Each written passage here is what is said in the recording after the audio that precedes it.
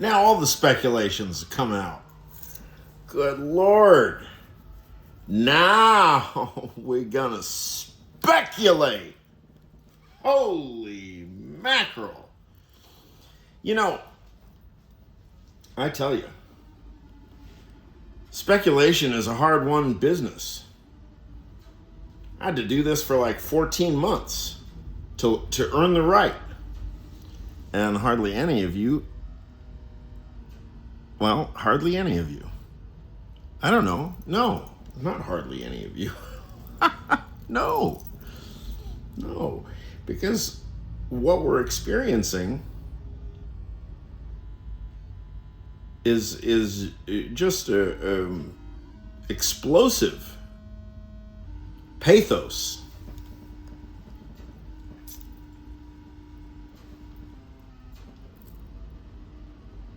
Explosive pathos. And now we can see what the United States is made of.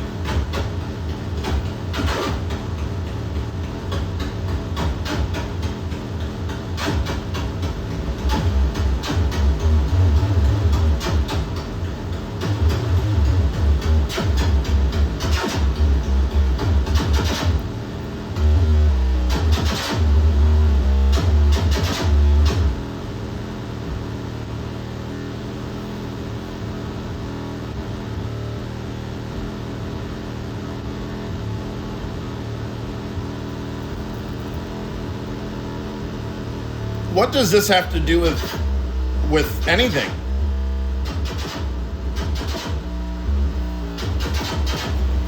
What does the sound out of Donald Trump's mouth have to do with anything?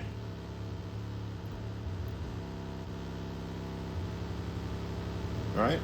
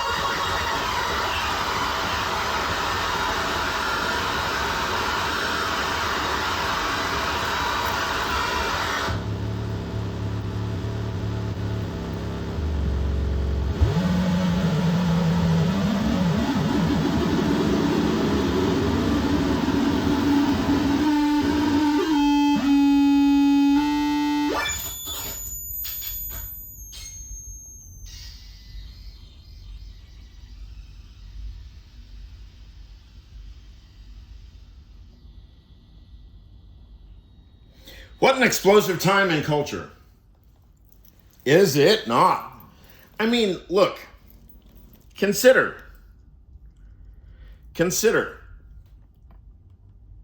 I've been doing this, and Like, when would it seem like a coherent presentation, except for a time such as now? A time such as now. What is a time such as now?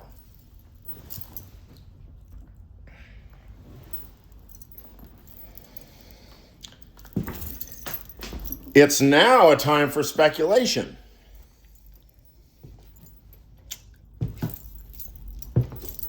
Now, for those of you who have been paying attention, there is a reading list. There is a reading list. One does well to start with Tinker Tailor, Soldier Spy. Read the original. Watch the BBC version or versions with Sir Alec Guinness. Sir Alec Guinness plays Smiley.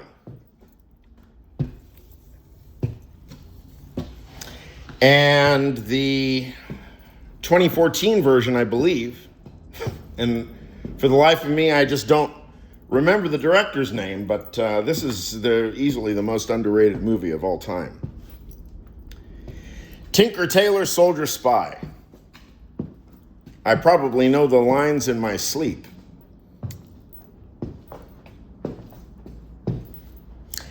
Every single damn line in that script is for now. And so is, might I add, in a similar connection, but different, Apocalypse Now.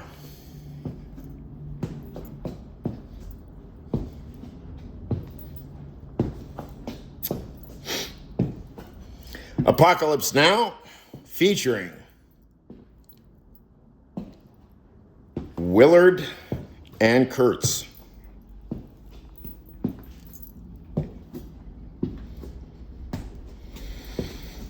These two films, I think, probably work systematically. Maybe somebody can work it out. Several months ago, a business partner of mine has, let's say, certain political affiliations, as do I. And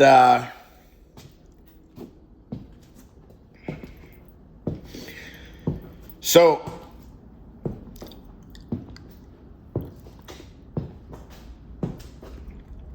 my partner and I have decided at some point, quite a long time ago, that we shall avoid the subject of politics.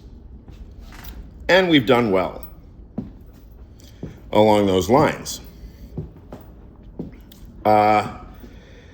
Several months ago, I made it known to one of my partners that, out of total exasperation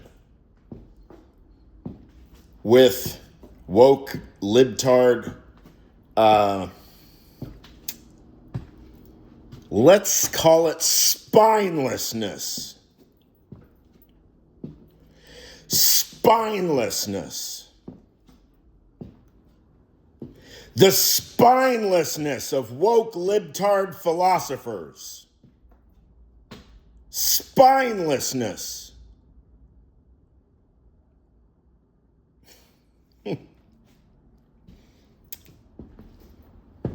Because of that, I bought a whole grip of MAGA hats, and that's it. I am, for the time being, methodologically, no. What is it? It's not methodologically. It is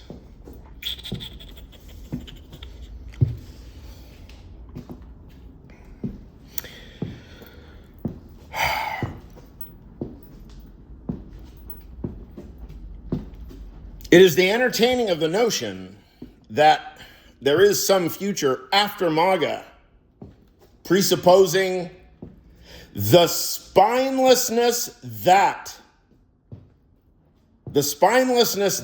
the MAGA phenomenon exposed.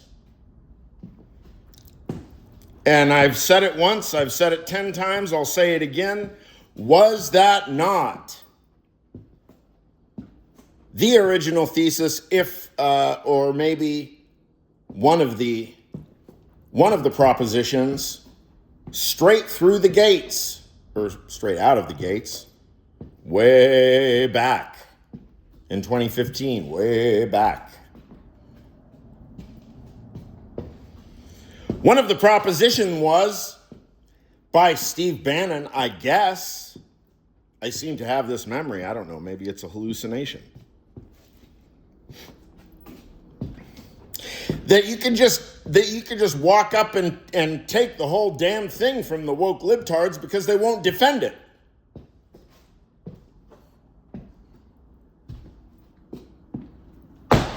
Now, I knew that, this idea was utterly preposterous. Because according to my understanding, in American democracy, we have literally thousands of civic institutions with idiosyncratic affiliations, traditions, lineages of proud Americans who have built these American institutions. Within these American institutions, for example, academic philosophy, because I know American academic philosophy better than any goddamn American philosopher. Why do I say that? Because I didn't find in the past 14 months any one professional philosopher, unless I'm forgetting somebody, I apologize. I did not find any one professional philosopher that took anything that I have to say seriously. And I have hundreds and hundreds of emails to hundreds, if not thousands, several thousand. If there's 10,000 academic philosophers who are card-carrying members, several supposed 10,000 hardcore members of the American Philosophical Association, what are they worth? Apparently very little. But that's not the only institution. And so far as goes exigencies that will wake up, that will rise individuals from their dogmatic slumbers,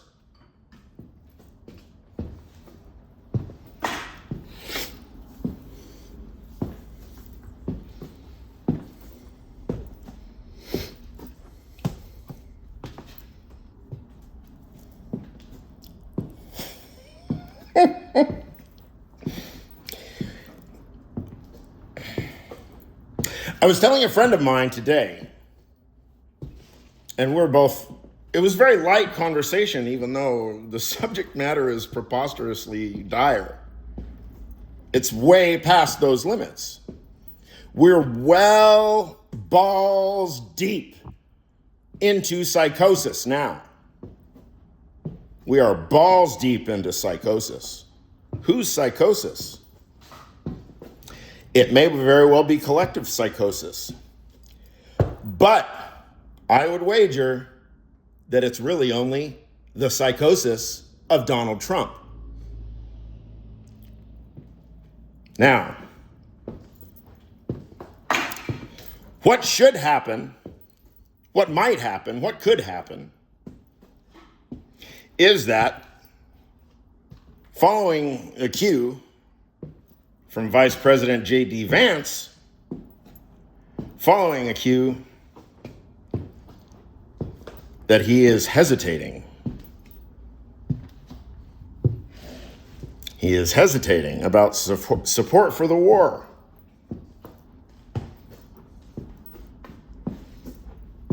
We also will keep in mind the basis, as I've articulated, the basis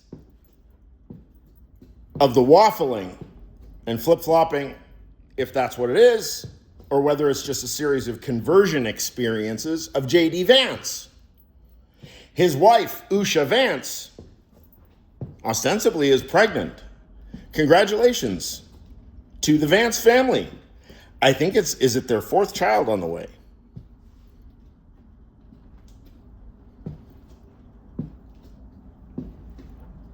And I seem to recall that there was some kind of public statement that he was reconsidering, Vice President Vance was reconsidering whether to run for president in 28 for family reasons.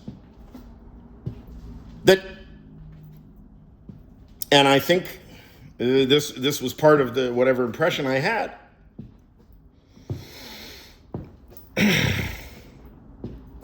I mean, hopefully it's reliable information. I mainly listen to, like law podcasts and shit. It's either U.S. historians or law podcasts. That's all I listen to. Oh, and I listen to Pumps and Welch and the Bulwark and stuff. I listen to all, what do I listen to? I listen to a bespoke, curated list of my own shit, the best I can do to keep myself informed. And so do you. And so do us all. Because now we fucking crowdsource our journalism, 100% crowdsourced. And that shit ain't trackable. The only way to regulate crowdsourced journalism is to turn the internet off. And we probably all know that that's a metaphysical impossibility.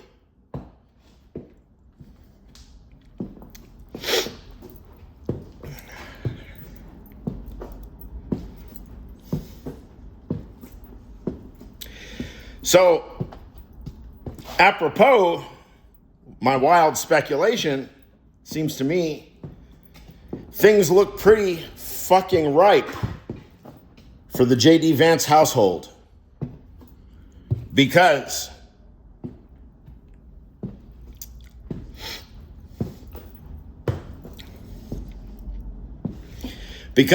J.D. Vance knows both worlds. He was born and raised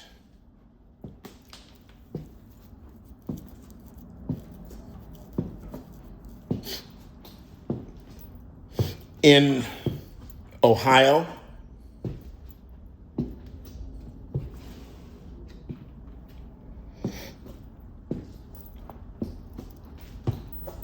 by his grandmother, ostensibly, played by Glenn Close.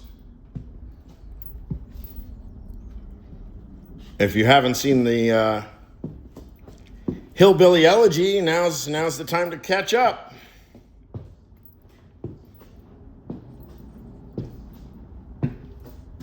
Originally, probably it was the case that J.D. Vance was going to bring some kind of message back home.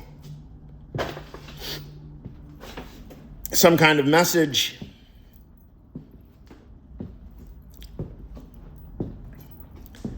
whatever his formation was pre-Donald Trump. And then the arrival of Trump, this is just my wild speculative theory. The arrival of Trump then shifted him into, as it were, pardon my expression, Mima mode. Mima mode.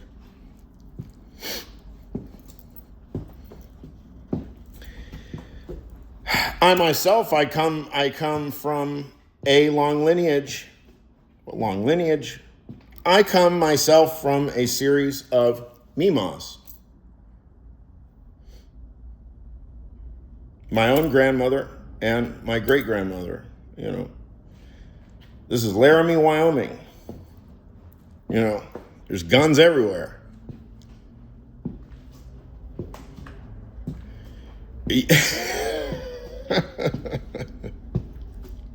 My mother, who's from Laramie, but who would drive to Laramie and we would drive to Laramie to visit my grandmother, Mildred. And,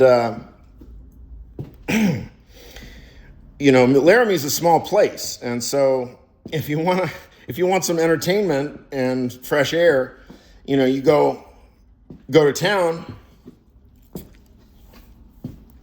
Mildred lived on Ivinson, right across the street from where the football team plays. Literally across the street. Go Cowboys.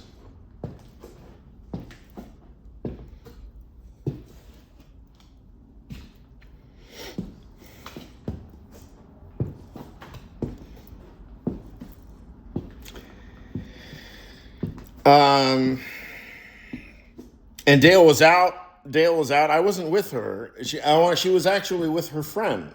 She had gone. I wasn't with her on it, but she had gone with her friend, and she went to park her car or something. She was coming out of her car. She was driving a Subaru, like a station wagon, and it had California plates. And somebody, I don't know, they burst out of the bar and started chasing her and saying, like, go back to California.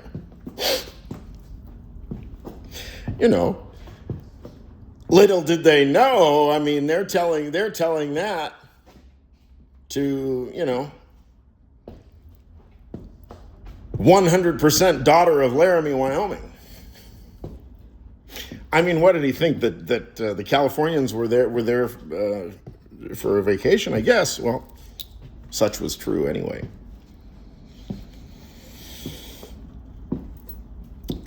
So we all have cross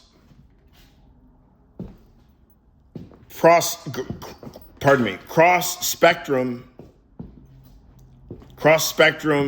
political experience, even if we don't have affiliation with one side or the other. We definitely know people who do. And if you're split, in a sense, if the doubleness of your psyche really is the doubleness, the inner conflict, right? If that has been split up by more than one culture, in whatever sense, just take the culture. I don't know, and I should know this, I guess, what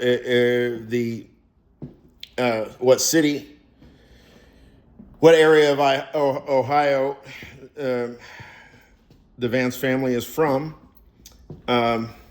Probably open up the text.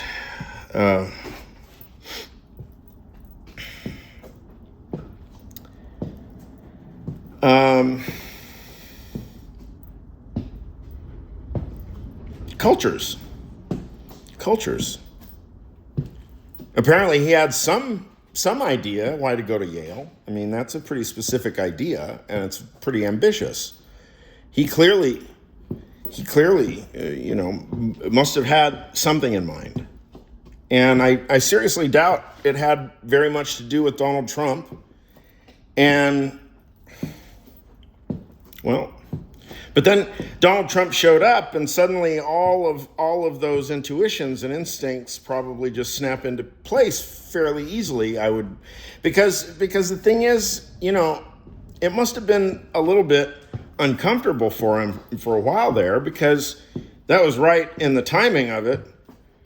Right in the time. I don't know when J.D. Vance was in college, but things were over the past 10, 15 years have been getting especially intense and anxious for woke libtard America. And so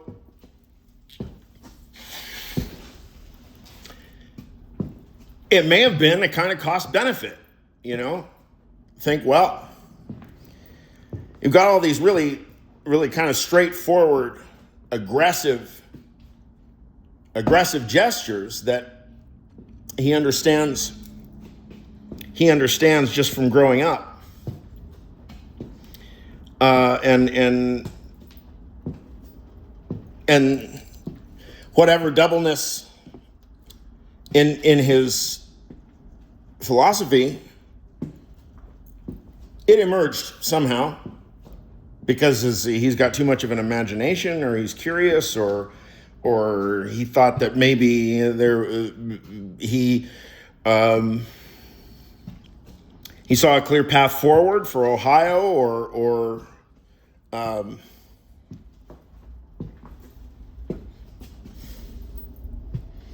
regions of the country that Wall Street gutted.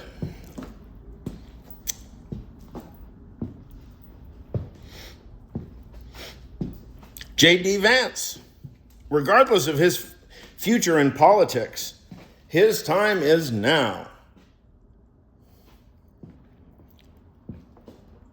I mean, he has a chance to be, even if for one day, he has a chance to be more of a significant president, probably the most significant president of the 21st century, if he acts now.